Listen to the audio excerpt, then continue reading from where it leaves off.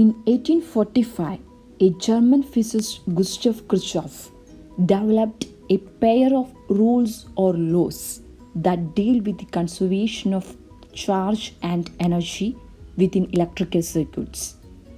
These two rules are commonly known as Kirchhoff's circuit laws, with one of it deals with current flowing at a node, that is known as Kirchhoff's current law, while the other law deals with the voltage across a closed network path. This law is known as Kirchhoff's voltage law. In this session, I'm going to teach you all about Kirchhoff's voltage law. It's me, Abhisha. You're watching me on our channel Crack ECE, the place to learn how to crack ECE exams. Thank you so much for having me as your tutor. Let us start this session with a statement of KVL, Kirchhoff's voltage law. It states that the algebraic sum of voltages around any closed path is zero. Now, we are going to understand more about this law with an example.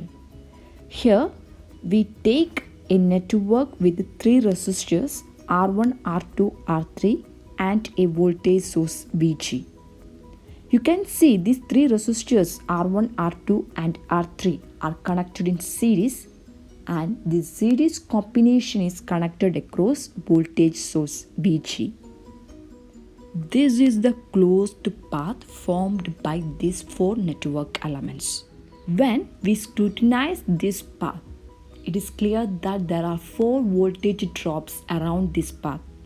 They are the voltage drop across the source VG, voltage drop across resistor R1 which is represented by V1, next that across resistor R2 which is represented by V2, finally voltage drop across resistor R3 which is represented by V3. The polarity of all these four voltage drops are mentioned in the network. If the reference direction of a particular current or voltage is not mentioned in the question, you can assign your own direction, but you should make sure that you are using the same direction throughout the complete analysis. Alright? Now let me ask you something. Do you know in which direction are we supposed to apply KVL in a closed network path? Is it clockwise or anti-clockwise? Any idea? Alright. In fact, we can apply KVL in a closed network path either in clockwise or in anti-clockwise direction. It doesn't matter. One more thing you should understand before starting KVL analysis. It's regarding the sign assignment of voltage drop in KVL equation. Suppose we are moving around a closed network path. If the polarity of a particular voltage drop occurs in the order plus minus, then we have to assign a positive sign to that particular voltage drop in KVL equation. Got it? The reverse is also possible, but we are going to consider this type of sign assignment throughout this session. On the other hand, if the polarity of a particular voltage drop occur in the order minus plus, then we have to assign a negative sign to that particular voltage drop in KVL equation. Got it? Are you confused? Don't worry, you will get a more clear picture when we write KVL equation for this particular network. I think it's the time to start writing KVL equation. Here we are going to apply KVL in clockwise direction. Starting at this point, first we observe this voltage source with the polarity mark in the order minus plus. So we start our KVL equation with minus VG. Then the voltage drop across this resistor R1 which is represented by V1 with the polarity mark in the order plus minus. Which sign should we assign to this particular voltage drop? We should assign a positive sign and add a term plus V1 to KVL equation. After that, the voltage drop across the resistor R2. From the polarity mark, it is clear that we have to add a term plus V2 to KVL equation. Finally, that across resistor R3, which is represented by V3. Now, can anybody tell me which term should we add to represent V3 in KVL equation? We should add plus V3. Thus, we get minus Vg plus V1 plus V2 plus V3, which represents the algebraic sum of 4 voltage drop across this closed network path. By KVL, this algebraic sum should be equal to 0. Alright, it is written here minus Vg plus V1 plus V2 plus V3 is equal to 0. It is the KVL equation of this particular closed network path. Now we are going to generalize this concept. Suppose we have a closed network path with n network elements. Let V1 represents the voltage drop across first network element, V2 represents that across second network element, etc. Vn represent voltage drop across nth network element. By KCL, the algebraic sum of these n voltage drops is equal to 0. Hence, we can write V1 plus V2 plus etc. plus Vn is equal to 0, or sigma n equal to 1 to n, Vn is equal to 0, where capital N is the total number of network elements in that particular closed network path. Alright, that's all I want to say about the basic concept of KVL. Hope you all understood this topic perfectly. Let us now focus on some basic problems based on this. The first question I have for you is, in the circuit of the following figure, find Vx and Ix. The network is given here. It is clear that Vx is the voltage drop across this 100 ohm resistor and Ix is the current flowing through that resistor in downward direction. When we analyze this network, we can see there is only one closed path. So we are going to write KVL of that particular closed path in clockwise direction. So we are going to write KVL equation of this particular closed network path in clockwise direction for determining the unknown quantities Ix and Vx. Starting at this point, first we observe this voltage source 5 volt with the polarity mark in the order minus plus. So we start our KVL equation with minus 5.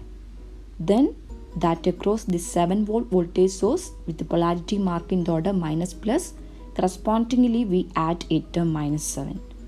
Finally, the voltage drop across this 100 ohm, that is Vx, with the polarity mark in the order plus Vx.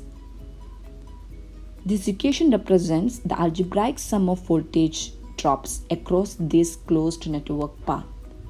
By KVL, this algebraic sum is equal to 0. It is written here minus 5 minus 7 plus Vx is equal to 0. By rearranging this, we get Vx is equal to 5 plus 7, that is equal to 12 volts. Look at this 100 ohm resistor. Vx is defined as voltage drop across it. As you know, the voltage drop across a resistor can be mathematically expressed as product of resistor value and current through that resistor. Here, Ix is the current through 100 ohm in downward direction. Correspondingly, we can write Vx is equal to Ix into 100, or Ix is equal to Vx by 100. The value of Vx is already obtained as told. By substituting this value, we get our desired quantity Ix as 0.12 amperes. In this question, we are asked to find out two quantities Vx and Ix. Vx is obtained as 12 volts and Ix as 0.12 amperes. That's all about this problem. Now let us see some more problems based on KVL. Find the current I in the following circuit. Network is given here. I is the current flowing through this loop in anti-clockwise direction. When we analyze this network, we can see there are two closed loops. This is our first loop and this is our second loop. I1 is given as loop current in first loop in clockwise direction. I is given as loop current in second loop in anti-clockwise direction, which is the quantity to be determined. Does anyone know what is loop current? It is nothing but current flowing through the surface of a loop. So if there is an element common to two loops like resistor or capacitor, then the current through that element should be taken as algebraic sum of two loop currents. Alright? Now we are going to write KVL equation in second loop in anti-clockwise direction. Here our desired quantity I is defined as loop current in second loop in anti-clockwise direction. That's why we selected anti-clockwise direction for writing KVL equation. It will simplify our mathematical analysis. Starting at this point, first we observe this 8-volt voltage source with the polarity mark in the order minus plus. So we can start our KVL equation with minus 8. Then the voltage drop across this 5 ohm resistor. As you know, the voltage drop across a resistor can be mathematically expressed as product of resistor value and current. So we have to find out the value of current through this 5 ohm. This 5 ohm is common to both loop 1 and loop 2. Hence, the current through this 5 ohm should be taken as algebraic sum of two loop currents. I1 is the loop current in first loop in clockwise direction and I is the loop current in second loop in anti-clockwise direction.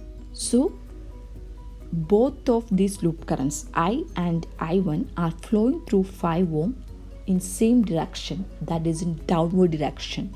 Correspondingly, the current through 5 ohm in downward direction can be written as I1 plus I, and a voltage drop I1 plus I into 5 can be added to our KVL equation.